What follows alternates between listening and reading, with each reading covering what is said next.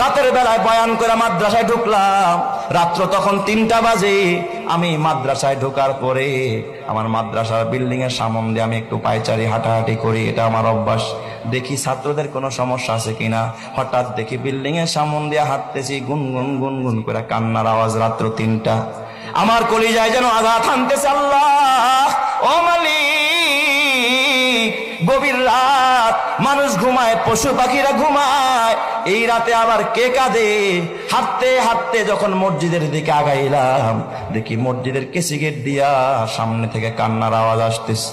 বারান্দায় গিয়া মোবাইলের আলো জ্বালাইয়া যখন আলো মারলাম, তাকা দেখি মসজিদের ভিতরে আমার মাদ্রাসার 2টা এতিম বাচ্চা, ওরা বিনয়া বিনয়া মোনাজাত দিয়া কাঁদতেছে।